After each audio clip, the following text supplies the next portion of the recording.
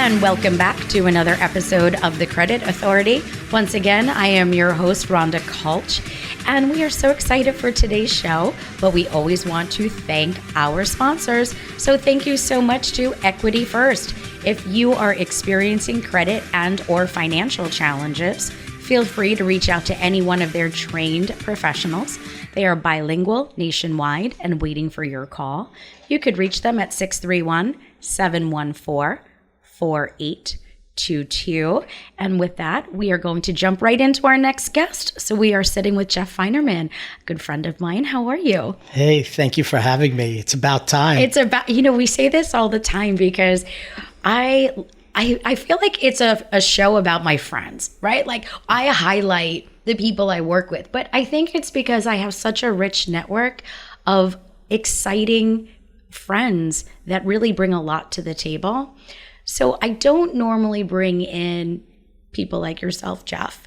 You're really, you're an attorney by trade.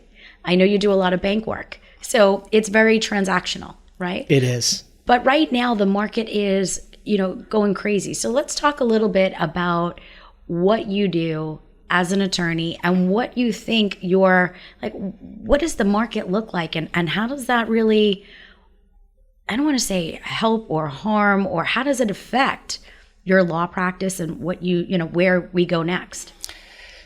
Well, that's a lot. I would say that the market as a whole right now, especially in the New York area, tremendously slow. I don't think it is from a lack of buyers out there. I think there are a ton of people looking for their home.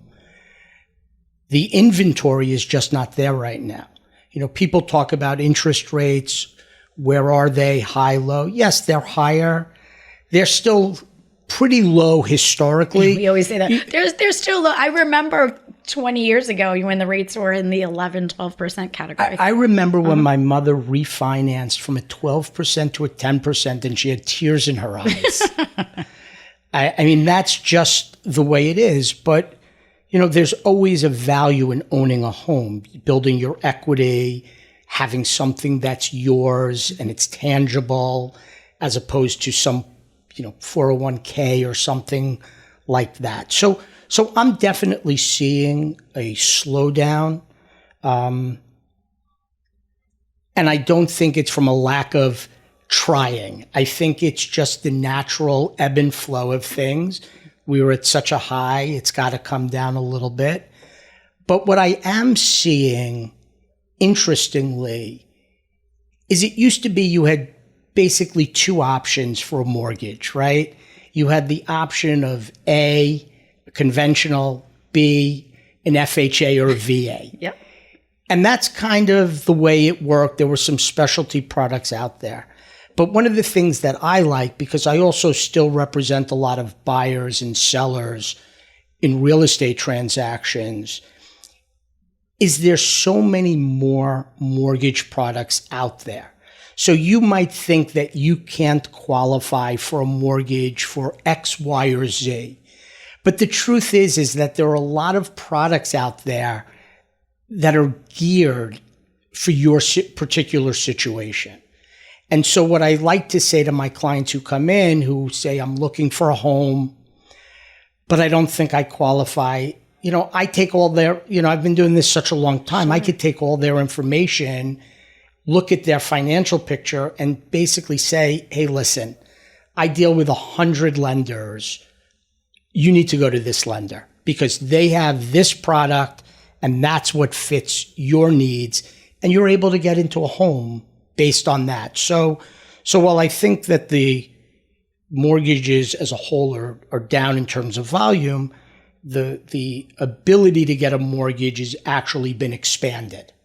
For a while they had closed down a lot of these non-qualifying, type programs, but we are seeing it over the last few years, as you're mentioning, the rebirth, but with stricter guidelines, right, to some of the programs that are available. And I think as well, what's important is that a lot of times when somebody is looking to let's just say buy a home, right? We're staying on that topic. Sometimes they think their direct bank, and the big banks, right? The Chase, the Bank of America, the Wells Fargo, that's the best place. Oh no, I'm going to go to my bank. But what they're not acknowledging is the value associated to a direct mortgage lender or even a broker, because that's where you're going to find your niche products, because they're not portfolio products. Correct. Also, Chase, Bank of America, Wells Fargo, they have very, very strict guidelines on the traditional products, FHA and conventional. A lot of people have heard the term debt to income ratio. They have a very set debt to income limit, whereas the independent mortgage banks that are out there, and there are tons of them on Long Island, they're not limited by that DTI. As long as the file makes sense, they could write the loan. I think there's a lot more opportunity. And you know what? The other thing I'm seeing a lot of now is programs for self-employed borrowers are back. And they're not back, I think, again, the fear from where we were years ago with somebody who's self-employed, I think sometimes they just feel like there's just not the opportunity. There are so many products out there for every different type of individual. So let's say you and your husband want to get into buying houses and renting them out and becoming a landlord. They have programs now where basically they're just looking to make sure that the rent covers the mortgage. And that's all they're looking at. Decent credit score, and that the carrying costs are covered by the rent. Those are great. So if you're an investor or want to get into that, have some money and you want to do that, there are programs for you there. There are business bank statement loans. So if you don't show a ton in income, but you have tremendous revenue that comes in every month, you could get you could buy your owner-occupied primary residence using your business bank statements. There are so many different products out there. And I think when you go to your direct bank, they don't have those products. And I agree with you. And I think that's happening too, is that also from the pandemic, there's been a lot of people that were still, I use the word frozen. They're still frozen. They're still crawling out of their scenarios, and they are in fear, right? So they would love the opportunities, but once again, they feel like the opportunity for them may not exist. The other thing too, when we're speaking about the interest rates, back in the day, you didn't sell a rate, you sold a payment. So if the payment made sense for the client, that's what made it work. So the opportunity for hopefully a refinance boom down the line is inevitable, hopefully, right? Hopefully we see those days, because I just closed on a loan and the rate was not sexy. So, of course, even for myself, we're monitoring the market, but we're also seeing clients that are just looking for alternatives. I have a client right now, he wants to get out of a home equity and into something permanent, but he doesn't want to take on a principal and interest payment. It paralyzes what's happening in an already crippled market. I agree with that. And everything kind of ties into everything, right? You just said you closed on a property and the rate wasn't sexy. Think about the people out there. If you're, thinking about purchasing your first home, think about what you're paying in rent. Yeah. Right. Rents have never been higher. My oldest daughter has a job and lives in the city, and she's crammed into a small apartment, like a 400 square foot apartment with roommates just to make ends meet, because the rents are so high. So I say to clients that come in and they say, I'm thinking about buying a home. This is what I could afford.